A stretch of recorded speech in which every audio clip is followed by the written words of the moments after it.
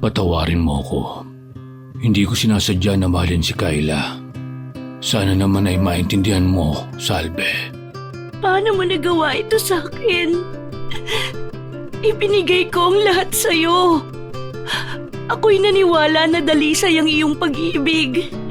Ngunit ngayon, sasabihin mo sa aking mahal mo si Kayla? Ano bang pagkakamali ko? Wala kang nagawang mali. Ako ang nagkamali. Kaya ako nandito ngayon para humingi ng tawad sa iyo. Sana naman naiintindihan mo. Hindi madaling turuan ang puso. At wala akong magawa para pigilan ang aking nadarama para kay Kayla.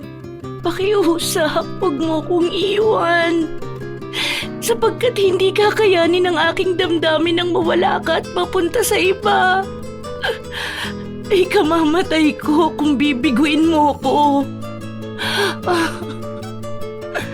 Nagmamakaawa ang puso ko, mahal ko. Huwag mo namang gawin ito sa akin. Ako ay patawarin mo, Salve. Pero hindi ko na kayang itago pa sa iyo ang lahat. Kaya naman sana maintindihan mo na wala nang patutunguhan pa ang ating relasyon. Hindi ko ibig na ikaw ay saktan. Ngunit ito ang aking nakikitang paraan para makalaya sa iyo. Hindi kita mapapatawad. Kaya pakiusap, umalis ka na! Halos lahat ng babae ay masaya bago ikasal at pagkatapos makasal sa taong mahal nila. Lahat ng paghahanda ay gagawin nila sa kagustuhan nilang maging maganda at maayos ang kasal. Kagaya na lang ni Kara. Kahit pa nga kontra ang kanyang ama sa desisyon niyang pagpapakasal kay Max, ay itinuloy pa rin niya ang preparasyon. Ngunit sa kalagitnaan ng saya ay samot-saring unos at problema ang kanilang kinaharap. Dahil doon ay sinabi ng kanyang ama na ang mga nangyayari ay konektado sa sumpa ng nakaraan. Hindi naman yun maintindihan ng dalaga dahil hindi siya naniniwala sa mga ganoong bagay. Isa rin yun sa dahilan kung bakit marami pang nadamay sa kamalasang nararanasan nila. Magkaganon pa man ay pinanindigan ni Kara ang kanilang desisyon ng nobyo. Sa kanyang desisyon ay malalagay sa alanganin ang buhay ng lahat ng nakapaligid sa kanila. Hanggang saan aabot ang paninindigan ni Kara sa desisyon niya? Ano-ano ang kanyang gagawin para lang matuloy ang kanilang kasal na parang tinututulan ng pagkakataon? Halina at sabay-sabay nating pakinggan at alamin ang buong istorya ni Kara. Han, kumain ka lang ng kumain. Ako ang taya ngayon dahil nakuha ko na ang 13th month pay ko. Salamat, Han. Pero hindi ako papayag na ikaw ang magbabayad. Ako ang nag-iya sa'yo rito. Kaya ako ang taya. Kung may gusto ka pa, magsabi ka lang. Ito talaga. Ang tagal-tagal na natin. At sa tuwing lalabas tayo, laging ikaw ang taya. Baka hindi ka na makaipon para sa future natin yan, ha? Yun naman ang imposibleng mangyari. Maganda ang takbo ng negosyo ko. Masipag din naman ako. At saka marami na ako naipon para sa future natin. Hindi ko hayaang mahirapan at magutom ka kapag magkasama na tayo. Hay, napakaswerte ko talaga at nakatagpo ako ng lalaking kagaya mo. Wala na talaga akong hihilingin pa. Dahil ikaw ang isa sa blessing sa akin. I love you, Han. Mahal na mahal din kita. Kaya sana tanggapin mo ang regalo kong ito. Ano to? Pinapakaba mo naman ako eh. Ano bang laman ng kahon? Buksan mo na lang, Han. Mas maganda kung makikita mo na muna kung ano ba yan. Oh my! Totoo ba to? Ha? Sing-sing? Are you... Sa palagay ko, ito na ang tamang oras para hingin ang kamay mo. Kaya, Kara Advincula, marry me. Samahan mo ako sa pagharap sa buhay. Sa 7 taong relasyon natin bilang magkasintahan, nais kong tuparin ngayon ang binitiwang kong pangako noon sa'yo. Handa ka na bang maging Mrs. Crisantos? Totoo ba to? Hindi ba ito isang panaginip? Hindi po ito panaginip. Dahil totoong-totoo po ito. Mahal kita. At gusto kong ikaw na ang makasama ko habang ako'y nabubuhay. Walang pagsidlan ang sayang nararamdaman ni Kara ng mga oras na yon. Kaya walang sali-salitang tumayo siya at niyakap ang nobyong mahal na mahal. Sa kinilos niyang yon ay batid na ni Max ang sagot ng nobyang sinisinta. Nang gabing yon ay masaya nilang ipinagdiwang ang kanilang engagement. Plinano na rin nilang ipaalam yon sa kani-kanilang pamilya. Kinabukasan, maagang gumising si Kara para sabihin ang magandang balita sa ama. Ngunit hindi tulad ng kanyang inaasahan ang naging reaksyon nito. Good morning, Papa! Nagluto na po ako ng almusal. Nagprito po ako ng daing na bangus, sinangag at saka soup. Maupo ka na po. Aba, anong okasyon at himalang maaga kang bumangon at nagluto ka pa? May hihilingin ka na naman ba sa akin? Nako, sinasabi ko na nga ba, ganito lagi ang ginagawa mo kapag may gusto ka. Ano ba yon? Basta kaya ko, ibibigay ko. Grabe ka naman sa akin, Papa. Ganun ba ako klase ng anak? Maglalambing lang pag may kailangan? Ano palang ibig mong sabihin nito? Imposible na isipan mo lang. Anak kita. Kaya alam kong may hidden agenda ka. Sige na, sabihin mo na. Siguraduhin mo lang na matutuwa ako. Si Papa talaga! Pero sigurado akong matutuwa kayo sa ibabalita ko. Papa, magpapakasal na po kami ni Max. Magiging bride na ako. Ang saya po, di ba? Imagine, 7 taon na kami at finally, ikakasal na at magkakaroon na ng mga anak. Pa, anong nangyari? Hindi po ba kayo masaya para sa akin? Hindi ka pwede magpakasal. Naiintindihan mo ba ako? Bawal kayong magpakasal. Ano pong ibig ninyong sabihin hindi pwede? Pa, mahal namin ang isa't isa. Kung iniisip niyo po na pababayaan kita, hindi ko po yun gagawin. Tsaka, boto naman po kayo noon kay Max Meron po ba kayong hindi pinagkakasunduan? Hindi ko po kasi inakala na ganyan ang sasabihin ninyo. Basta, hindi kayo pwede magpakasal. Kung talagang mahal niyo ang isa't isa, di magsama na lang kayo. Basta bawal kayong ikasal. Dahil sa oras na mangyari yun, parang humukay ka na rin ng sarili mong libingan. Huwag mo nang gayahin ang iyong ina na mas piniling maikasal sa akin kahit alam niya ang mangyayari. Basta, huwag niyong ituloy ang balak niyo. Pa, sa aksidente po namatay si Mama. Hanggang ngayon ba naman sinisisi niyo pa rin ang sarili mo sa nangyari? Pa naman. Kahit sabihin ko pa sa iyo ang dahilan, alam ko hindi mo maiintindihan. Pero ito ang itatak mo sa isipan mo. Lahat ng ikinasal sa ating pamilya na babae, namamatay sa mismong araw ng kasal nila. Kaya hindi ka pwede magpakasal. Naiiyak na lang na naibaba ni Kara ang kutsara at tinidor na hawak.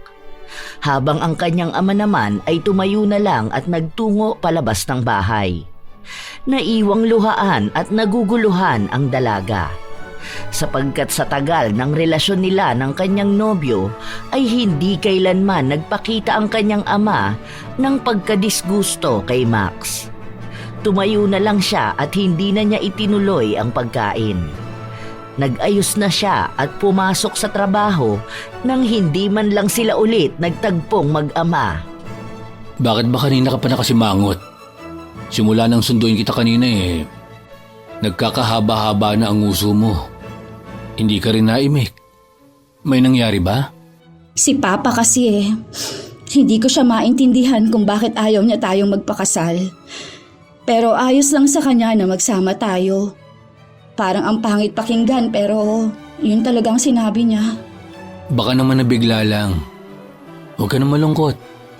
Mamaya, sorpresahin natin siya. Bibili ako ng paborito niyang cake, alak at lechong manok. Sigurado ako na nagulat lang siya sa binalita mo. Han, intindihin mo na lang muna si Tito. Matanda na siya. Baka natatakot lang na maiiwan siyang mag-isa. Hindi lang yun. Ang weird pa ng sinabi niya na lahat ng ikinakasal na babae sa pamilya namin namamatay. Kapag itinuloy pa raw natin, parang humukay raw ako ng sarili kong libingan. Sinabi ni Tito yun? Bakit daw? Paano niya nasabi yun? Ayaw niya sabihin kung bakit. Pero sa palagay ko, may kinalaman ng pagkamatay noon ni Mama. Alam mo namang namatay ang aking ina sa mismong araw ng kasal nila ni Papa. Nadulas siya at nabagok ang ulo. Sa palagay ko pa, sinisisi pa rin niya ang kanyang sarili dahil doon. Maaaring ganun na nga. Kaya intindihin na lang natin si Tito. At huwag ka na magtampo sa kanya. Palagay ko naman, masusuyo natin si Tito para pumayag siya. Basta! Pumayag man siya o hindi, magpapakasal pa rin tayo. Ayoko magsama tayo sa iisang bubong na walang basbas galing sa simbahan. Pasaway ka talaga. Mana ka talaga kay Tito. Mas mabait nga lang siya. Mas toyoin ka nga lang talaga. Ganon. Oh, eto naman oh. Hindi ka na mabiro. Joke lang yun. Pinapangiti lang kita. Oh, nandito na tayo. Mamayang 6, susunduin kita. Huwag ka na masyadong mag-isip. Ay, okay. Ingat ka sa pagmamaneho ha. Bye Han. I love you. I love you more. Bumaba si Kara sa sasakyan ng kanyang nobyo at saka naglakad papasok sa building na kanyang pinagtatrabahuhan. Magulo man ang kanyang isipan, pinipilit pa rin niyang umarte ng normal. Magkaganon pa man, ay halos maghapon na nakatunganga lang siya at wala sa sarili. Hindi siya makapag-focus. Nang sumapit na ang 6:00 ay sinundo nga siya ng kanyang nobyo. Hello, Han. Kumusta ang araw mo? Eto, hindi ako makafocus. Iniisip ko pa rin ang mga sinabi ni Papa. Huwag ka nang malungkot. Susuyuin natin si Tito. Nakabili na ako ng panuhol. Kaya huwag ka nang masyado mag-isip. Hindi natin siya susukuan, Han. Kung kailangang araw-araw ko siyang suyuin para payagan niya tayo magpakasal, gagawin ko. Salamat, Han. Ang swerte ko talaga sa'yo. Mas maswerte ako sa'yo. Sa dami naming nanligaw noon, ako ang pinili mo. Kahit na mahirap intindihin ang oras ko dahil sa negosyo namin. Mahal kita, kaya ikaw ang pinili ko. Kahit na madalas na canceled ang date natin, bumawi ka naman simula lang makagraduate ako. Isa pa, wala na akong makikitang kasing tiyaga at napagmahal mo. Maalaga pa at maraming plano sa buhay. Sige na nga, maniniwala na ako. Oh, tara na kay Tito Nolan. Nag-aalala pa rin si Kara sa mangyayari sa oras na suyuin nila ang kanyang ama. Pero bilib din siya sa kanyang nobyo na sobrang bait at maintindihin. Sa ngayon ay isa na lang ang hinihiling ng dalaga. Yun ay ang makuha nila ang basbas ng kanyang ama. Ilang sandali pa ay narating na nila ang bahay ng mga adbingkula. Naunang pumasok ang dalaga, habang ang kanyang nobyo na si Max naman ay kinuha ang mga panuhol nila sa backseat. Pa, nandito na po ako. Kasama ko po si Max. Talaga? Aba, ngayon na lang uli ako binaba ng batang yan Madalas kapag hinahatid ka, umaalis ka agad. Namiss ka po yata. Magandang gabi po, Tito. Dinalhan po kita ng paborito niyong cake, alak at litsong manok na pampulutan. Talaga nga naman. Alam na alam mo ang gusto ko halika rito at maupo ka. Kumain na ba kayo? May niluto akong kaldereta dyan. Hindi pa po. Sakto po pala ang dalaw ko. Dahil matitikman ko na naman ang masarap na kaldereta ala Tito Nolan. Magbibihis lang po ako, pa. Tapos ihahanda ko na po ang hapag. Magbihis ka na. Ako na ang bahala. Sige na. Tutulungan ko na po kayo, Tito Nolan. Okay, bihis lang ako. Tapos kain na tayo. Dalian mo.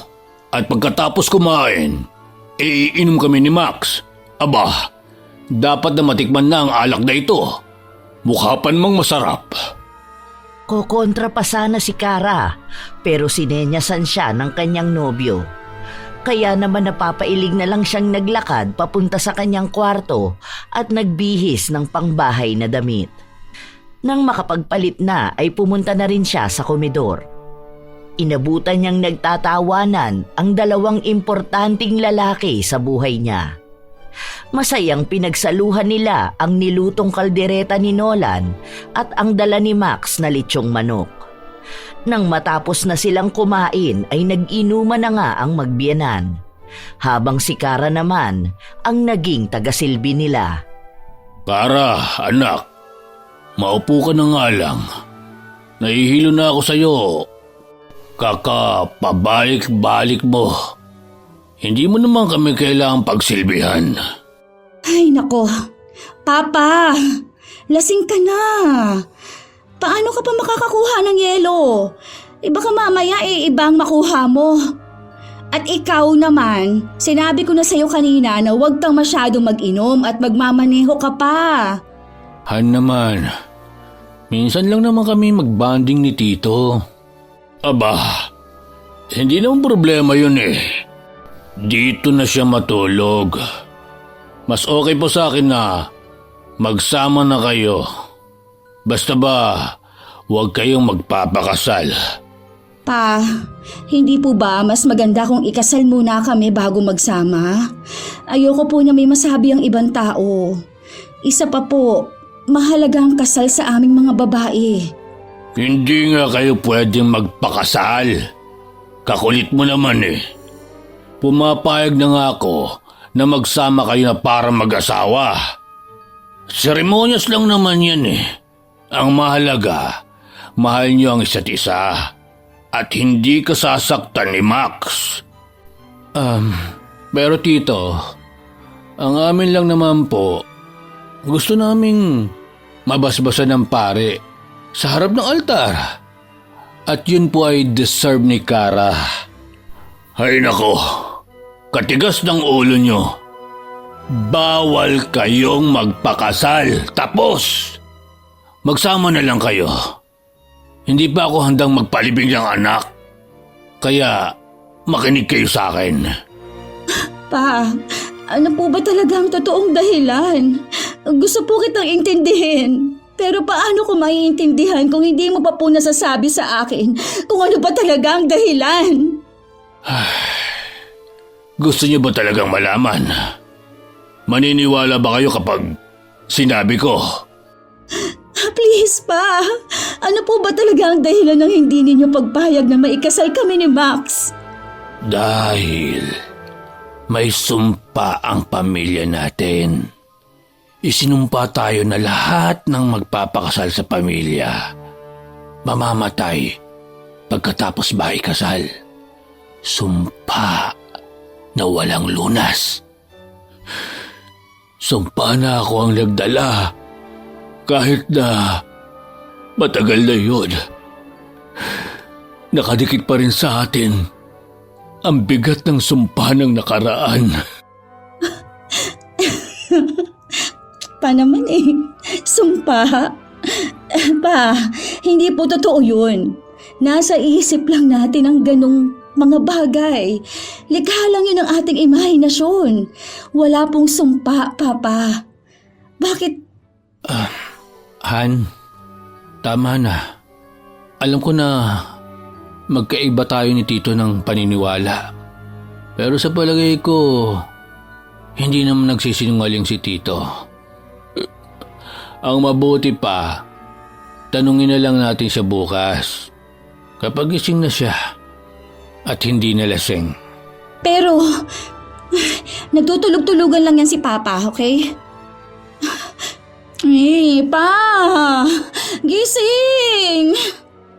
Yuyugyugin na sana ni Kara ang kanyang ama, pero pinigilan siya ni Max, kaya napabuntong hininga na lang siya. Nagpatulong na lang ang dalaga sa nobyo na dalhin ang kanyang ama sa silid nito. Pagkatapos noon ay niligpit na niya ang pinag-inuman ng mga ito. Hindi man sang-ayon ng ama na magpakasal sila, ay buo pa rin ang desisyon niyang ituloy ang kanilang kasal. Lumipas pa ang mga araw. Naging abala na si Kara sa paghahanda ng kasal nila ni Max. Kinumpleto na rin niya ang mga abay, maging ang mga ninong at ninang. Han, okay na bang listahan mo? Magpapagawa na ako ng invitation. Kahit pa nga 1 buwan pa bago ang kasal, ayoko magahol sa oras ang mga kukunin natin.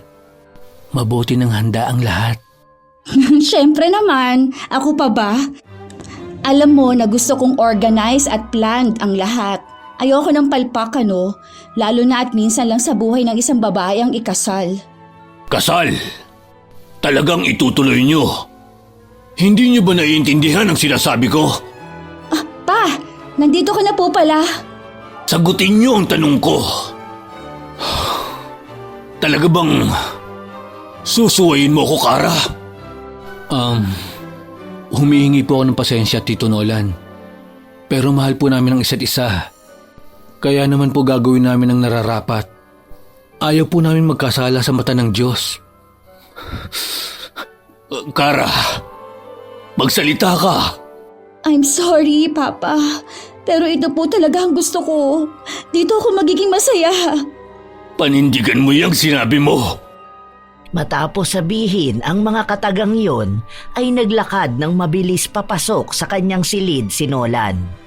Hindi dahil sa galit siya sa anak, kundi iniiwasan niyang makita ng dalaga ang luhang pilit na pinipigilan. Nasasaktan siyang makita na nahihirapan si Kara, lalo na at alam niya sa kanyang sarili na siya ang nagdulot nun. Kaya naman, sinimulan na niyang humingi ng tulong sa kanyang pamilya na nasa probinsya para mahanapan ng lunas ang sumpang binitawan ng taong kanyang nasaktan. Ngunit sa mahigit 1 linggong paghahanap ay wala siyang napala. Kaya naman, nakabuo siya ng isang desisyon. Pa, bakit bihis na bihis kayo? Nakalabas ba ang malaking bag niyo? Saan po kayo pupunta? Galit ka pa rin po ba sa akin hanggang ngayon, Pa? Hindi ako galit sa'yo. Saan mo naman ako ang ideya na yan? Uuwi lang ako sa probinsya natin para silipin ang ancestral house. Baka kasi hindi nililinis ng caretaker. Ang dami pa namang alaala ng bahay na yon. Bakit naman po biglaan? Nakapag-leave sana ako para masamahan ko kayo. Naalala ko lang. Malapit na rin kasi ang anniversary namin ng mama mo. Isa pa, alam kong abala kayo ni Max. Huwag mo na akong intindihin. Ang tanda-tanda ko na eh. Kailan naman po ba ang balik ninyo? Magtatagal po ba kayo sa Ilocos? Baka naman... Sandali lang ako roon. Baka 1 linggo lang. Huwag ka na nga mag-alala. Pero 3 linggo na lang po kasal na namin ni Max. Baka nandito na ako nun. Sabi ko naman sa'yo, 1 linggo lang ako. Sige po, Papa. Ihatid ko na lang po kayo sa terminal. Hindi. Kaya ko na to. Isa pa, nakausap ko ng kapitbahay nating taxi driver. Siya na ang maghahatid sa akin. Mag-iingat po kayo, Papa. Tawagan niyo po ako kaagad kapag nakarating na po kayo sa ancestral house. Oo na. Ay sige na. At baka hinihintay na ako ng maghahatid sa akin. Sa pagtalikod ni Nolan ay hindi pa rin maalis sa isip ni Kara na hindi sang-ayon ito sa kanyang pagpapakasal. Pero ipinagkibit-balikat na lang niya ang desisyon ng ama na magbakasyon. Lingid sa kanyang kaalaman ay uuwi ng probinsya ang ama para sa kanya. Hahanap ito ng paraan para matigil ang sumpa at makapamuhay siya ng normal kasama ang mahal niya. Isa sa naisip ng ama ay ang paghahanap sa pamilya ng pinagmulan ng sumpa. Tao po! Sino po sila? Ano po ang kailangan nyo? Dito ba ang bahay ni Alejandro Mendez? Yung kuya ni Salve Mendez. Ano po ang kailangan nyo kay Lolo? Magpapagamot po ba kayo? Naku, pasensya na po at nahuli na kayo. Last week pa po yumao si Lolo. Hindi nyo na po siya naabutan. Hindi. Hindi ako magpapagamot. Nandito ako tungkol kay Salve. Tungkol po sa kapatid ni Lolo? Kayo po ba si Nolan Advincula? Ako nga. Sa loob po tayo mag-usap. Dediretsahin na kita. Nandito ako dahil sa sumpa ni Salve sa aking pamilya. Alam ko po, noon pa man, hinihintay na kayo ni Lolo. Sayang nga lang at hindi po kayo nag-abot. Ilang taon din siyang nag-abang sa pagpunta niyo. Kung ganun, wala na palang pag-asa. At wala nang saysay ang pagpunta ko rito. Paano na kaya ang gagawin ko? Nagbilin po sa akin si Lolo. Natulungan ko po kayo. Pero sa ngayon, nag-aaral pa lang po ako ng panggagamot. Hindi ko pa po kaya ang kaso nyo. Kung ganun, alam ni Alejandro ang lunas. Isang magaling na manggagamot po si Lolo. Pero mga simpleng sakit lang po ang kaya ko pong gamutin. Hindi pa po sapat ang kakayahan ko. Nakikiusap ako sa iyo. Sana matulungan mo ako. 3 linggo na lang, ikakasal na ang anak ko. Ayokong mawala ang anak ko. Gusto ko siyang mabuhay ng masaya at normal na buhay. Pakiusap. Susubukan ko po. Hihingi ako ng tulong sa mga kasamaan ni Lolo. Dahil doon ay nagkaroon ng pag-asa si Nolan. Bagamat batid niyang hindi magiging madali ito, ay umaasa siyang matatapos niyang masolusyonan ang problemang kinakaharap. Samantala, sa Maynila naman ay abala si Kara sa pag-finalize ng kanyang wedding gown. Kasama niya roon si Max na siyang naging personal alalay niya. Han, isukat mo ba ang gown mo? Para kung may gusto kang ipabago, may iayos nila. Sus, hindi na kailangan. Tiwala naman ako sa kanila. Gusto ko lang makita kung nakuha ba nila ang nasa sketch na ibinigay ko. Well, tara na pala sa loob.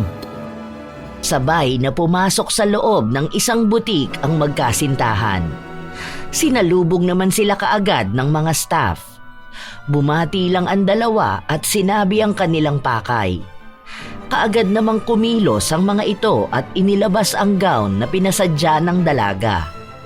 Labis namang namangha ang magkasintahan. Wow! Ang ganda! Kuhang-kuha ang nasa sketch. Bagay na bagay sa iyo ang gown. Hindi na ako mapaghintay na makitang suot mo ito. Paniguradong mas lalong lilitaw ang ganda mo. Han, sagutin ko lang ito. Tumatawag ang pinsan ko. Si May? Yung isa sa abay? Yes.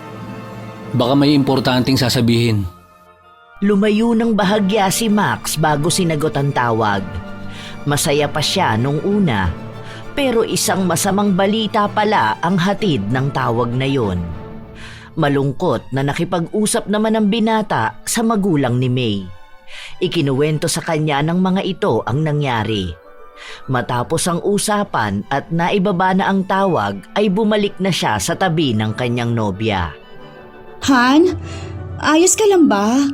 Kanina ka pa tahimik ka. Simula nung tumawag si May, wala ka ng imik. May nangyari ba? May nangyari kay May kanina. Ha? Bakit? Ano nangyari kay May? Papunta raw sana sa pinagpatahian niya ng damit pang abay. Pero bago pa man siya makarating sa pupuntahan, nabangga ng truck ang taxi na sinasakyan niya. Oh my gosh! Kumusta na siya? Ano, ayos lang bang lagay niya? Nasa ospital pa sila, tita. Sa ngayon, pilit na ginagamot ng mga doktor ang pinsan ko. Buhay naman siya, pero walang kasiguraduhan. Ayon kay tita, kinausap na sila ng maraming operasyon ang kailangang gawin kay May. Bukod sa naputol ang paa, nayupi rin ang bungo niya. Kaya 50-50 chance kung makakaligtas siya. Kawawa naman. Ang bata pa niya.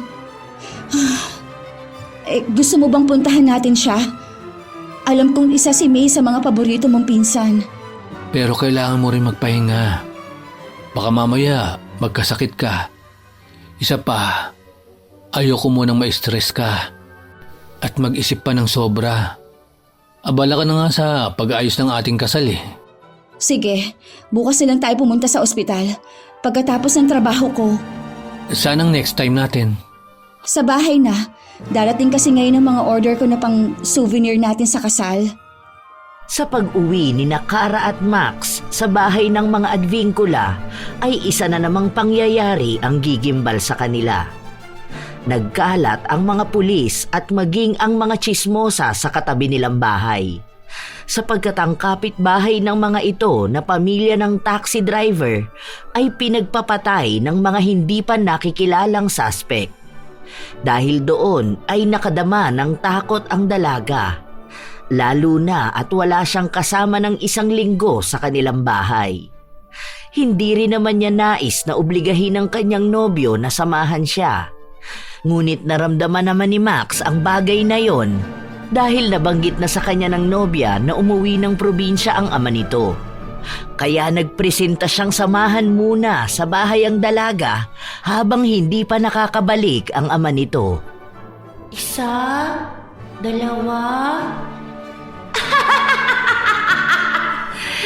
Hindi kayo pwedeng maging masaya! Mga salbahe kayo! Salbahe! Papatayin ko kayo! Papatayin ko kayong lahat! Ikaw, isusunod na kita!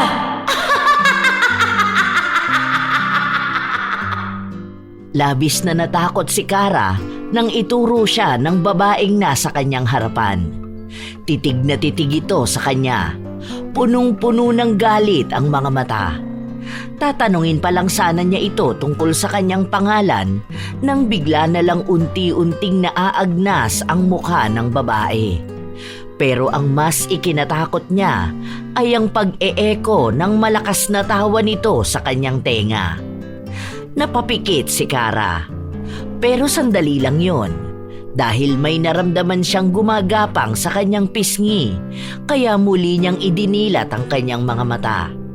Ngunit lubha niyang pinagsisihan yon, dahil bumulaga sa kanyang harapan ang naaagnas na mukha ng babae. Lumayo ka sa akin! Layo! Han, anong nangyayari? Babae! Naaagnas! Shh, tahan na. Kumalma ka na, Han. Nananaginip ka lang. Kumalma ka muna. Tapos ikwento mo sa akin ng malinaw. Sandali. At kukuhanan kita ng tubig. Wag! Dito ka lang. Huwag mo akong iwan. Natatakot ako. Baka mamaya biglang bumalik yung babae. Natatakot ako sa kanya. O sige. Dito lang ako. Ikwento mo sa akin ang nangyari. May isang babae. Parang nasa teens pa lang siya. Tapos, para siyang nababaliw. Sumisigaw, umiiyak, tumatawa. Galit na galit siya. Idinuro niya ako. Bigla na lang, daagnas yung mukha niya. at yung buong katawan niya. Tapos, lumapit siya sa akin. Doon na ako nagising. Huwag ka nang matakot. Panaginip lang yun. Hindi totoo. Yumakap ng mahigpit si Kara kay Max. Yumakap naman ito pabalik. Habang sina Nolan at Silva naman ay pilit na naghahanap ng kasagutan para mapawalang bisa ang sumpang binitawan ng isang malakas na mangkukulam. Palpak pa rin. Pakiusap. Huwag kang susuko. Handa akong magbayad ng kahit magkano. Basta matanggal lang ang sumpa. Hindi ko po kailangan ng pera. Ginagawa ko lang po ito dahil sa bilin sa akin ni Lolo Alejandro. Pasensya ka na. Ayos lang po yun. Pero sa tingin ko po, may kulang sa mga nabasa kong paraan para po mabaklas ang sumpang binitiwan ng aking Lola Salve. Nagpapakita pa rin po ba siya sa iyo sa panaginip? Oo. At natatakot ako sa mga ipinapahiwatig niya. Subukan niyo po na humingi ng tawad sa kanya. Hindi ko magawa.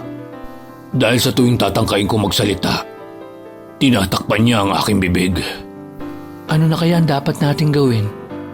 Nalapitan ko na po lahat ng kakilala namin ni Lolo na mga manggagamot din. Pero kahit sila po, walang alam. Tanging si Lola Sabel lang po ang may impormasyong ibinigay. Ang tungkol sa itim na libretang pagmamayari ng inyong pamilya. Di ba sabi mo, hindi mo kailanman nakitang gamit yun ni Alejandro? Wala nga tayong ideya kung anong totoong itsura nun. Maliban sa kulay itim ito. Tama. Alam ko na. May bahay sila Lolo noon na inabandona dahil sa trahedyang nangyari sa kanilang pamilya. Hindi po kaya naroon ang itim na libreta? Posible nga yun. Kukuha lang po ako ng gamit. Tapos po puntahan natin. Yun nga ang ginawa ni Silva. Kumuha siya ng ilang gamit pangontra sa mga hindi nila inaasahang makakaharap. Lalo na at dating kilalang malakas na mangkukulam ang ina at kapatid ng yumaong si Alejandro. Matapos makuha ang lahat ay lumakad na sila. Ilang minuto lang ang lumipas ay narating na nila ang malaking lumang mansyon. Kinakabahan man sa kanilang gagawin ay hindi umatras ang dalawang lalaki. Ngunit bago pa man sila tuluyang makapasok, ay bigla na lang nagbago ang panahon. Ang mainit na panahon ay biglang naging maulan at mahangin. Sa lakas ng hangin ay nagtumbahan ang mga puno sa kanilang daraanan. Dahil doon ay umatras na muna sila at muling bumalik sa bahay ni Silva. Habang sa Maynila naman ay nakatanggap na naman ng masamang balita ang magkasintahang sina Kara at Max. Tingnan mong mabuti ang gawa mo! Sisiguraduhin kong magdurusa ang lahat ng kadugo ng manlolokong hayop na yon! Oh my. Ha? Ayos lang ako. Hindi ko lang maintindihan kung bakit napapadalas ko siyang makita sa panaginip. Han, ayos ka lang ba? Nananaginip ka na naman. Masyado ko lang yatang naiisip siya eh. Hindi ko naman kilala ang babaeng yun. By the way, malapit na ba tayo? Yes. Hindi ko lang alam kung bakit traffic ngayon dito. Wait! Ambulansya bang nasa tapat ng butik? Han, look. Ang daming tao. I-park mo na muna sa sasakyan. Dito ka na lang. Hintayin mo ako. Sabay na bumaba ng sasakyan sina Kara at Max.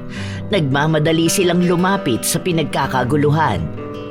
May nakalagay na ring dilaw na tape sa harap ng butik na kanila sanang pupuntahan. Pero labis ang kanilang gulat nang makita nila ang itsura ng inilalabas mula roon. Isang lalaking duguan at punong-puno ng saksak. Gumagalaw pa ito kaya alam nilang buhay pa. Pero labis ang takot na nararamdaman ni Kara nang mamukaan niya ang biktima. Si Petra yan! Siya ang tumahi sa gown ko! Oo nga no. Ito na yata ang sinasabi sa aking panaginip ng babae. Pero ragdoll lang ang hawak niya. Paano nangyari? Hindi kaya may kinalaman ang sinasabi ni Tito na sumpa? Hindi ko alam. Wala sa sarili na tatawid sana si Kara, habang isang rumaragasang kotse naman ang papalapit sa kanya. Napansin niyo ni Max kaya mabilis na hinila niya ang kanyang nobya palapit sa kanyang bisig. Kaya naman bumangga sa isang poste ang kotse. Doon lang natauhan si Kara. Nanlalambot ito sa kaalamang kumilos siya nang wala sa sarili. Dahil sa pangyayaring yon, ay inuwi na siya ni Max. Han, ang mabuti pa kausapin na natin si Tito. Hindi na maganda ang mga nangyayari. Una si May. Tapos ngayon naman, ang mananahe. Lagi ka rin nananaginip. Total, ilang araw nang wala si Tito. Mag-iisang linggo na rin. Kinausap na rin ako ng aking mga magulang. Alam mo namang naniniwala sa mga pamahiin ang aking magulang. Kaya sa palagay nila, dapat nating i-delay ang kasal. At ayoko namang mangyari yon. Dahil alam kong sobrang nag-effort ka sa preparation. Hindi ko na alam. Naguguluhan ako. Ayoko maniwala sa mga ganung bagay. Pero Hindi kita pipilitin na maniwala. Pero what if lang naman? pag-iisipan ko. Sige, babalik na muna ako sa shop. Babalikan kita dito mamaya. Sige, iidip din muna ako. Humalik lang kay Kara si Max bago ito umalis. Nang maiwan ang dalaga ay nagpunta siya sa kanyang kwarto. Doon ay pinahinga niya muna ang kanyang isipan. Ngunit ang akala niyang pahinga ay magiging bangungot pala. Sinasagot na kita, Nolan. Mahal na mahal din kita. Talaga? Napakasaya ko ngayon, Salve. Aking kasintahan. Ipinapangako ko sa iyo na hindi kailanman luluha ang iyong mga mata. At tuway gabayan tayo ng tadhana para ang ating pagmamahalan ay panghabang buhay na. Ako naman ay labis na nagpapasalamat at dumating ka sa aking buhay. Dalangin kong maikasal sa'yo. Nagyakapan ang dalawa, habang si Kara ay naguguluhan naman. Para ba siyang nanonood ng isang palabas sa telebisyon? Hindi niya maintindihan ang nangyayari. Ang natatandaan niya ay nahiga lang siya sa kanyang kama at natulog. Sinubukan niyang kuskusin ang kanyang mga mata. Ngunit matapos niyang gawin yon ay naiba lang ang senaryo. Napunta naman siya sa isang bahay na hindi siya pamilyar. Muli ay nakita niya ang kanyang ama at ang babae na madalas niyang napapanaginipan. Masinsinang nag-uusap ang mga ito. Dahil sa distansya ay hindi niya lubos na marinig ang sinasabi ng mga ito, kaya lumapit siya. Patawarin mo ako. Hindi ko sinasadya na mahalin si Kayla. Sana naman maintindihan mo, Salve. Paano mo nagawa ito sa akin? Ipinigay ko ang lahat sa'yo. Ako'y naniwala na dalisay ang iyong pag-ibig. Ngunit ngayon, sasabihin mo sa aking mahal mo si Kayla? Ano bang pagkakamali ko? Wala kang nagawang mali. Ako ang nagkamali. Kaya ako nandito ngayon para humingi sa iyo ng tawad. Sana naman maintindihan mo. Hindi madaling turuan ng puso. At wala akong magawa para pigilan ang aking nadarama para kay Kayla. Pakiusap, huwag mo kong iwan. Sapagkat hindi kakayanin ng aking damdamin nang mawala ka at papunta sa iba. Ay kamamatay ko kung bibiguin mo ko. Nagmamakaawa ang puso ko, mahal ko. Huwag mo namang gawin ito sa akin. Ako ay patawarin mo, Salve. Pero hindi ko na kayang itago pa sa iyo ang lahat. Kaya naman sana, maintindihan mo na wala nang patutunguhan pa ang ating relasyon. Hindi ko ibig na ikaw ay saktan. Ngunit ito lang ang aking nakikitang paraan para makalaya sa iyo. Hindi kita mapapatawad. Kaya pakiusap, umalis ka na! Nakayuko si Nolan na umalis sa bahay ni Salve. Habang ang dalagang sugatan ang puso ay nagtungo naman sa kanyang kwarto. Kasabay ng pagsara ng pinto ni Salve ay siyang paggising naman ni Kara sa kanyang panaginip. Humihingal na napaisip siya. Malinaw na malinaw sa kanya ang ipinapakita nito, kaya naman tinawagan niya ang kanyang ama. Ang mabuti pa, tawagan ko na lang si Papa. Hello, anak. Napatawag ka. May nangyari ba dyan habang wala ako? Pa? Wala naman po. May gusto lang po akong itanong. Tungkol saan? Tungkol kay Salve. Paano mo nakilala si Salve? Wala naman akong sinasabi sa'yo tungkol sa kanya. Lagi ko siyang napapanaginipan. At kanina, nakita ko kayo sa panaginip. Naging nobya mo siya, tapos nagbago ang senaryo. Nakikipaghiwalay ka naman sa kanya dahil kay Mama. Alam mo na pala. Sa palagay ko, panahon na rin na malaman mo ang totoo. Kulang ang panaginip mo. Dahil matapos na maghiwalay kami ni Salve, nabaliw siya. Kahit saan kami magpunta ng mama mo, sinusundan niya kami at ginugulo. Kahit ilang taon pa ang lumipas, kaya kami napadpad ng Maynila. Ipinagbubuntis ka ni Kyla ng mga oras na yon. Kaya ang balak namin, bago kay panganak ay magpakasal kami. Binalaan na ako noon ng kuya ni Salve na wag na naming ituloy. Dahil sa sumpa, tama po ba ako? Oo.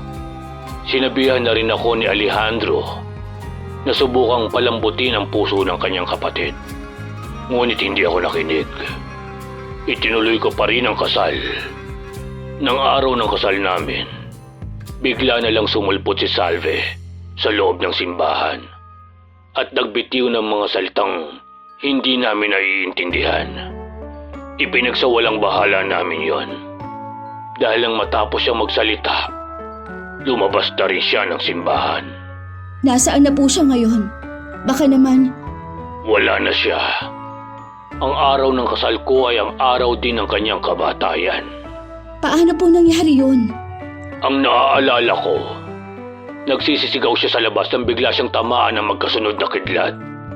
Mahirap paniwalaan, pero yun talaga ang nangyari. Ibig pong sabihin, napigil niya ang pagpapakasal ninyo ni Mama? Hindi. Dahil nangyari ang pagtama ng kidlat nang matapos din ang seremonya ng kasal. Paano naging sumpa yun? Siya po ba talaga? Paano niya magagawa yun kung wala na siya? Nang maaksidente kami ng mama mo, pinuntahan ako ni Alejandro para magkumpisal sa totoong ginawa at totoong layunin ng kanyang kapatid. Si Alejandro rin ang nagsabi sa akin kung anong klaseng sumpa ang ginawa ni Salve. Kung alam na pala niya bakit hindi niya kinontra ang sumpa. Kung marunong ang kapatid niya, panigurado may alam din siyang solusyon. Hindi ganun yun. Sa pamilya nila, tanging babae lang ang nagmamana ng kakayahan na may basbas ng kanilang ninuno. Nang oras na yun, walang alam sa mga ganong bagay si Alejandro. Yun po ba ang dahilan ng pag-uwi ninyo sa probinsya? Oo. Silva, tumabi ka dyan! Hello, Pa? Sumagot po kayo. Ano nangyayari dyan? Ngunit kahit anong lakas ng sigaw ni Kara ay wala na siyang ibang naririnig kundi ang malalakas na sigaw ng isang tao at ang malakas na hangin na parang nakatutok ang telepono sa electric fan. Naghihisterical na ang dalaga sa pag-aalala sa kanyang ama. Yun naman ang dinatnan ni Max. Han, nandito na ako. Oh, anong nangyari sa'yo? Ayos ka lang ba? Hindi bang maganda ang tulog mo? Ang papa ko! Hindi. Nag-overthink lang ako. Maayos lang siya. Pero, hindi ko na alam ang iisipin ko. Ano ba ang nangyari? Nanaginip ka na naman ba? Kausap ko kanina si Papa na bigla na lang may narinig akong bumagsak ng malakas. Hindi ko alam kung ano ang nangyari. Han, sa palagay ko kailangan natin puntahan ang probinsya nyo. Hindi ko gustong dagdagan ang iniisip mo. Pero kaya maaga akong umuwi dito dahil yayayain sana kita sa ospital. Nalaglag si Mama kanina sa hagdan. Nabalitaan ko rin kanina sa news na nagpakamatay ang bridesmaid natin sa kasal. Sunod-sunod na ang nangyayari. Natatakot na ako na baka totoo ang sinabi ng papa mo. Ano nang gagawin ko?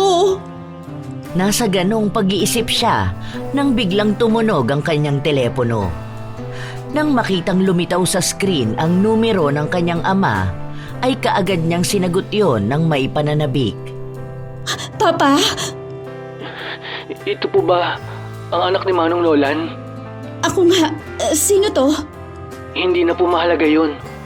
Nasa panganib po ang buhay niyo at ng inyong ama. Kaya mas mabuti pong umuwi kayo rito sa probinsya. Dadalhin ko na rin po siya sa ospital dahil may tama po siya sa kanyang balikat. Ano? Sige, uuwi ako ng probinsya. Nang araw ding yon, ay pinag-usapan ng magkasintahan ang kanilang gagawin. Ang una ay dapat na si Kara lang ang uuwi ng probinsya. Ngunit hindi siya pinayagang magbiyahe mag-isa ni Max. Kaya naman napagkasunduan nilang magkasama na lang sila sa pagpunta. Tumawag na rin sila sa mga dapat nilang tawagan para hindi magkaroon ng aberya ang kanilang lakad. Paglipas ng 2 araw, tinungo na nila ang Ilocos kung nasaan si Nolan. Ilang oras din ang binyahe natin. Pero hindi tayo pwede magpahinga. Mas mahalaga ang pakay natin dito. Tatawagan ko na si Silva. Alam ko, nasa ospital siya at binabantayan si Papa. Hello? Nandito na po ba kayo? Oo, saan tayo magkikita? Dito na lang po sa ospital. Sa ngayon po, hindi pwede maiwang mag-isa si Manong Nolan. Dahil sa palagay ko po, siya na ang isusunod ni Lola Salve.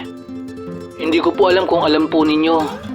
Pero nanganganib po parehas ang inyong mga buhay. Lalo na po at nakuha na po namin ang itim na libreta.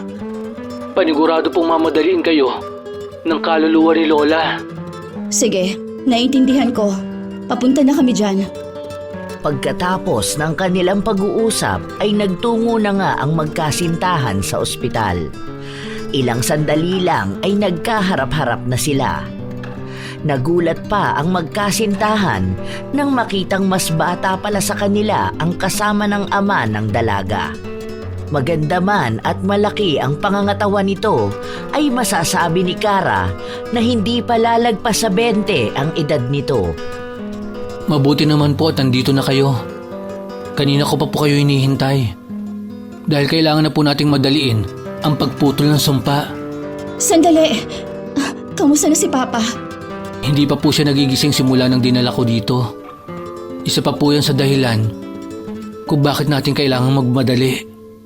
Dahil sa aking palagay po, hawak ngayon ni Lola Salve ang kanyang kaluluwa. Ang ibig mo bang sabihin, patay na ang Papa ko? Hindi pa po. Buhay pa po ang katawan niya. Pero kung masatagalan po natin, baka magtagumpay po si Lola. Eh bakit hindi mo sinabi kaagad? Dahil hanggang ngayon po, alam kong hindi niyo pa rin po paniniwalaan ng totoo. Tama na po muna ang daldal.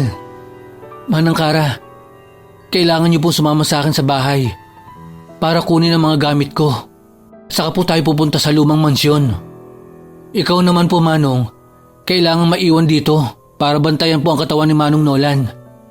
Huwag ka po mag-alala. Nilagyan ko po ng proteksyon ang kanyang katawan para hindi mapasukan ng ibang kaluluwa. Kaya mong putulin ang sumpa. bakit ngayon lang? Sapagkat ngayon ko lang po naaral ang libreta habang hinihintay ko po kayo. Pero kailangan din po nating labanan ang isa sa pinakamalakas na nagmana ng itim na mahika. Kaya maghanda ka, Manang. Kailangan ay matatag ang puso at isipan mo. Pipilitin ko. Han, ikaw na muna ang bahala kay Papa. Pagkatapos ng kanilang pag-uusap ay nagtungo na ang dalawa sa bahay ni Silva. Saglit lang sila roon. Dahil nang makuha na nila ang kailangan ay pumunta na sila sa lumang mansyon. Nasa labas pa lang sila ay nakadama na ng kakaibang kilabot si Kara. Hindi lang dahil sa itsura nun, kundi sa hanging dumadampi sa kanyang balat na parabang itinutulak siya palayo. Pero nawala yon nang may isuot na medalyon sa kanya si Silva. Manang, isuot mo po ang kwintas na ito. Para saan to? Proteksyon mo po yan para hindi kanya makontrol. Makapangyarihan po si Lola Salve. Kahit sa batang edad, pulido niya nang nagagamit ang itim na mahika. Tama na po ang kwentuhan. Kailangan na po natin pumasok. Kailangan po nating mahanap ang pinaglalagyan ng binhi ng sumpa. May ideya ka ba kung anong itsura nun? Ayon sa libreta, ay isa yung kahon na siya naglalaman ng kanyang marka. Pero hindi ko alam kung ano ang itsura nun. Pero tiwala ako na makikita natin ang bagay na yun. Ang ibig mo bang sabihin, hindi mo rin alam kung anong hahanapin natin? Ano ba naman yan? Akala ko pa naman ay hindi na tayo mahihirapan pang hanapin yun. Totoong baguhan lang ako. Pero hindi naman niya siguro ako sasaktan dahil magkadugo kami. Isa pa, alam kong hindi naman talaga siya masama. Nasaktan, oo. Pero hindi siya likas na masama. Huwag kang mag-alala, Manang. Dahil hindi tayo aalis dito nang hindi natin nahahanap ang sisidlan ng binhi. Kung ganon, tayo na. Para matapos na to. Labis na ang hirap na naranasan ng pamilya ko dahil sa sumpa ng lola mo. Naglakad sila ng sabay papasok sa lumang mansyon.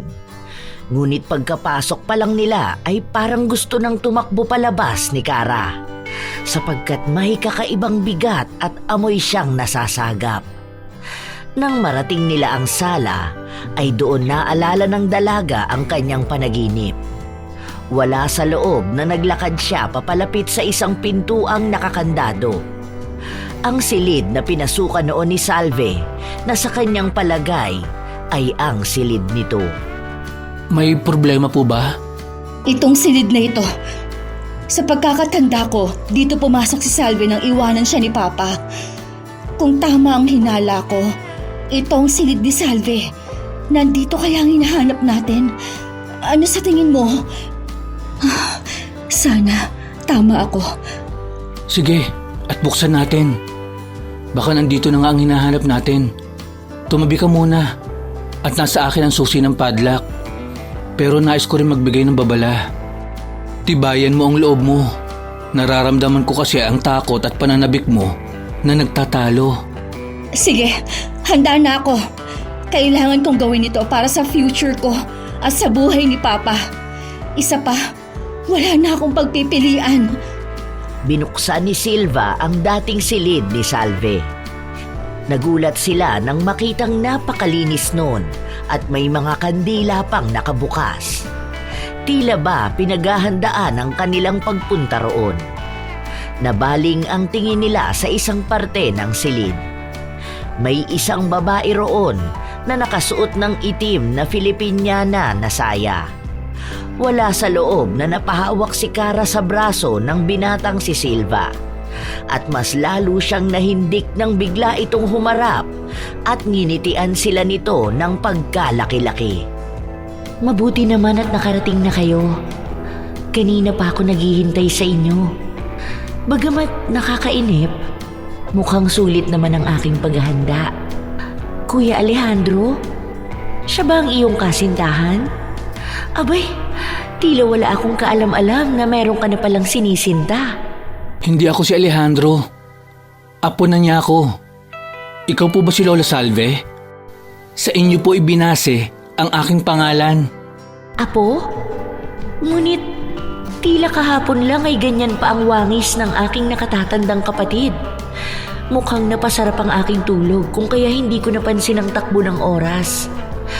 Magkaganon pa man ay nasisiguro ko na ubos na ang lahi ng taksil na lalaki.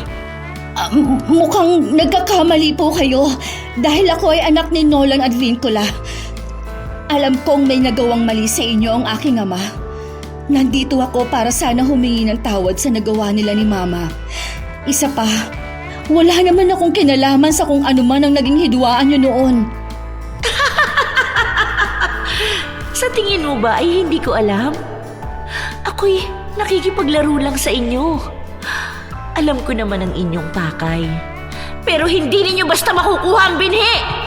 Dahil hindi ako makakapayag na sumaya ang mga taong nanakit sa aking damdamin! Kaya humanda kayo! Kasunod nun ay ang pagyanig ng sahig. Sinundan pa ng malakas na paghampas ng hangin na para bang sila'y pinapatumba.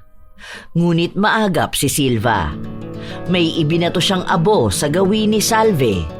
Dahil doon ay tumigil ang pagyanig at paghampas ng hangin. Ngunit dahil din doon ay mas nagalit ang kanilang kaharap. Lapastangan! Akala ba ninyo ay matatalo ninyo ako ng ganun lang? Ako ba'y inyong pinatatawa? Mga hangal! Lola Salve, nakikiusap po ako sa inyo. Patawarin niyo na sila. Ayokong ikulong kayo. Dahil kahit hindi ko pa po kayo nakakasama, alam ko mabuti ang inyong puso. Sana naman kahit yun lang ang maalala ninyo. Hindi kayo masama. Ayaw niyo nakakasakit ng ibang tao. Akala mo ba makukuha mo siya sa ganyan? Ilang buhay na ang nailagay sa panganib. Ang iba'y binawian pa ng buhay. Sa tingin mo ba pakikinggan ka niya, Silva? Matapang ka rin katulad ng iyong ina. Pero kinapos ka sa talino na meron si Kayla. Binibini, mukhang wala ng aral na natututunan ng henerasyon mo.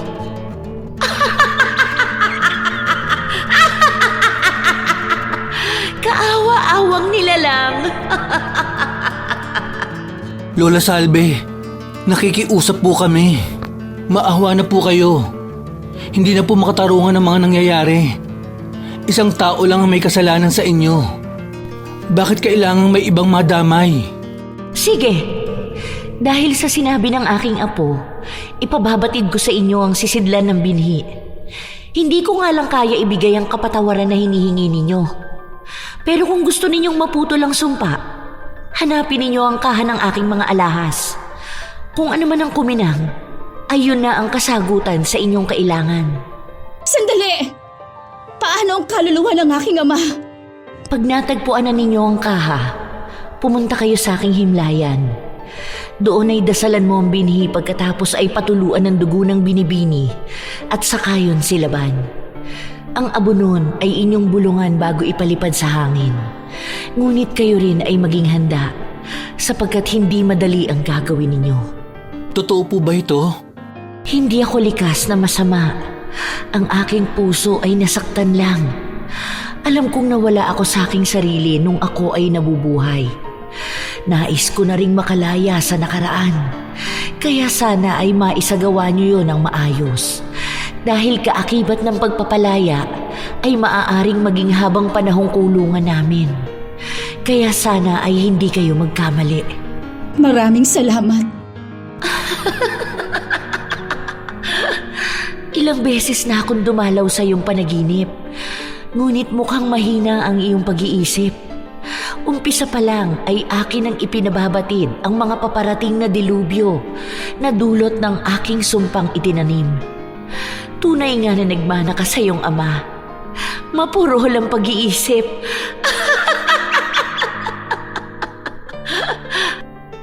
Matapos sabihin yun ay bigla na lang naglaho na parang bula si Salve.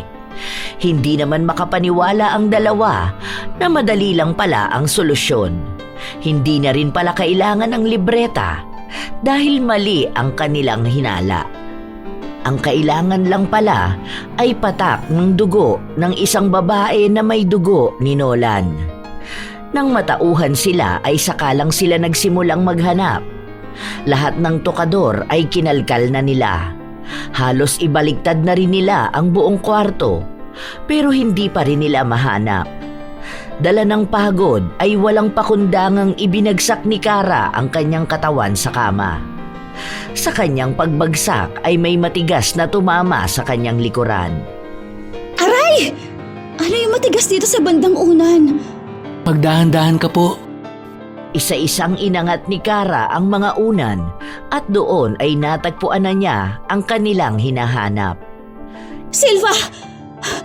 Nahanap ko na! Ito na yata ang sinasabi ni Salve.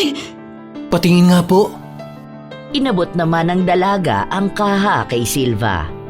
Unang tingin pa lang ay alam na kaagad ng binata na yon ang kanilang hinahanap. Dahil na rin sa pangalang nakaukit sa ibabaw ng kaha. Binuksan niya yon at tumambad sa kanya ang larawan ni Salve at Nolan. Kasama rin sa loob ang 2 gintong singsing na may batong kulay asul. Pero hindi niya tinangkang kuhanin ang mga yon, sapagkat napansin niya kaagad ang mga nakaukit na dasal sa paligid ng lalagyan. Ito na nga po. Halika na po. Kailangan na po nating isagawa ang ritual ng pagpapalaya. Ayon po sa akin nabasa, dapat ba isagawa po yun bago ang araw ng kabilugan ng buwan? Dahil kung hindi po, mahuhuli na tayo para kay Manong Nolan. Ginawa nga nila ang lahat ng mga sinabi ni Salve. Ngunit ang akala nilang madali ay mahirap at mapanganib pala. Isa na roon ang paghahanap sa himlayan ni Salve dahil hindi nila inakalang nasa tuktok pala yon ng bundok. Bukod pa ron ay kilala ang lugar na yon sa probinsya na may mga ahas. Lingid sa kanilang kaalaman ay pinaglalaruan lang sila ng kaluluwa ni Salve. Alam na alam ng kaluluwa na hindi nila matatapos ang itinakdang oras at ikamamatay yon ng lalaking nanakit at bumigo rito. Kaya nang mapasok na ng 200 patungo sa himlayan, ay wala silang ibang naririnig sa paligid kundi mga tunog na nililikha ng mga ahas. Natatakot at kinakabahan namang pinunayon ni Kara. Wala ka bang napapansin? Simula nang pumasok tayo sa mapunong lugar na to, pakiramdam ko may mga nakatingin sa kung saan. May naririnig din akong his. Sa palagay ko, ahas lang ang naririnig mo. Normal yon. Lalo na at gubat ang dadaanan natin papunta sa tuktok ng bundok. Natural! Nagpapatawa ka ba? Bakit hindi mo... May kung anong... Hindi na natapos pa ni Kara ang kanyang sasabihin nang bigla na lang may pumulupot sa kanyang paa. Kaya naman napasigaw siya ng malakas. Pero mas kinabahan si Silva nang makitang isang makamandag na ahas pala ang nasa paa ng dalaga. Kaya naman sinabihan niya ito. Kahit anong mangyari, huwag kang gagalaw. Makamandag ang ahas na nakapulupot sa paa mo. Anong gagawin ko? Sa pagkakaalam ko, takot sila sa apoy. Pasuin mo na kaagad! Humihigpit na ang kapit niya! Yun nga ang ginawa ni Silva. Nang mapansin na ng binata na lumuwag na ang pagkakapulupot nito, ay hinila niya yon at inihagis sa malayo. Doon lang nakahinga ng maluwag si Kara. Dala ng takot, ay malalaki ang naging hakbang nila palayo roon. Magdidilim na rin nang marating nila ang tuktok. Pagdating pa lang doon ay hindi na sila nagpahinga pa. Sinimulan na nila ang ritual. Umabot din ng mahigit 1 oras bago sila natapos. Pero nang akala nilang ayos na ang lahat ay biglang yumanig ang lupa. Umiihip din ng malakas ang hangin. Dahilan para mailipad ang mga abon na dapat sana ay kanila pang bubulungan bago isaboy. Kasunod nun ay ang paglitaw muli ni Salve sa kanilang harapan. Kung akala ninyong magtatagumpay na kayo, isa yung pagkakamali. Dahil sa ginawa nyo, makakalaya na ako sa mansyon. Mas magagawa ko na ang aking nais. Mga inutil kayo! Naniwala kami sa'yo. Bakit pati ako niloko mo, Lola Salve? Wala akong pakialam sa nararamdaman mo o nino man. Pero salamat. Dahil sa inyo, magagawa ko na ang lahat. Hindi kami papayag! At ano naman ang magagawa nyo? Makapangyarihan akong mangkukulam. Ano naman ang magiging laban ng isang baguhang albularyo at isang walang alam sa mahika? Wala, di ba? Yun ang akala mo. Totoong baguhan lang ako. Pero marami na ako natutunan kay Lolo Alejandro. Kaya lalaban kami. Naglabas ng isang itim na bote si Silva at nagsimulang umusal ng dasal. Ngunit ngumisi lang si Salve at nag-usal din ng mga salitang ito lang at ang apo ang nakakaintindi. Kasunod nun ay ang biglang buhos ng ulan na may kasamang mga kidlat na tumatama malapit kila Kara. Natatakot namang nagpunta ang dalaga sa likod ni Silva. Kasabay ng isang kidlat na muntik nang tumusta kina Kara at Silva ay siya namang biglang pagkulubot ng itsura ni Salve. Naguguluhang huminto ang kaluluwa sa kanyang inuusal. Hindi! Anong nangyayari sa akin? Anong ginawa mo? Unti-unti ka nang nangihina. Ibig sabihin, tumalab ang sumpa ko sa'yo. Kahit ikaw ay kaluluwa na. Anong ibig mong sabihin, Silva? Isinumpa ko ang kaluluwa niya. Ang lahat ng kanyang kapangyarihan bilang mangkukulam ay mawawala. At unti-unti siyang wawasakin nito kapag pinilit pa niyang gamitin. Hindi mo ako mapapasuko ng ganun lang!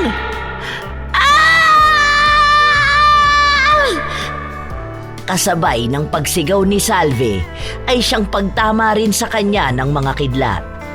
Para bang hinihigop yon ng kanyang katawan. Hanggang sa muling umusal ng dasal si Silva at binuksan ang itim na bote.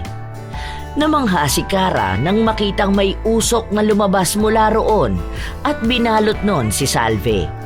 Ilang sandali pa ay muling bumalik ang usok papasok sa bote. Nang maisara ni Silva ang bote, ay dinasalan niya yon at binalot ng isang pulang tela. Anong nangyari? Nasaan na si Salve? Nandito na ang kaluluwa niya.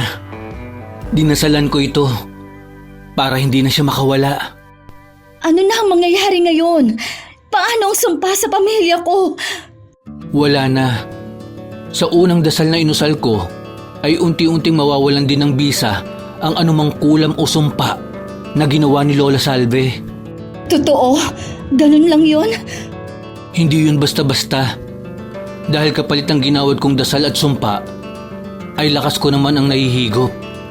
Kaya magpahinga muna tayo bago bumalik sa ospital. Sigurado kang wala na ang sumpa, ha? Eh di kung mamamatay ka sa kasal mo, ibig sabihin, hindi ko pa rin nababaklas ang sumpa na ginawa ng lola ko. Aba! Biro lang. Baguhan man ako, sigurado naman akong tumalab ang ginawa ko. Kaya makampante ka na. Magpapahinga lang ako sandali. Sandaling nagpahinga muna ang dalawa.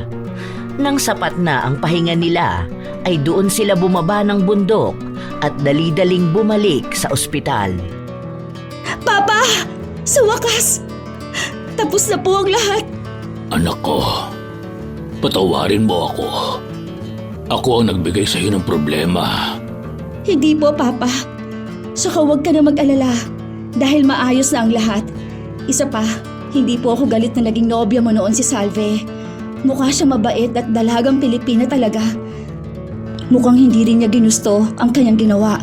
Kaya sana mapatawad niyo na rin siya. Pero mukha lang dahil bruha ang babae na yon. Ano ang binubulong mo? Ay, wala ho, Papa.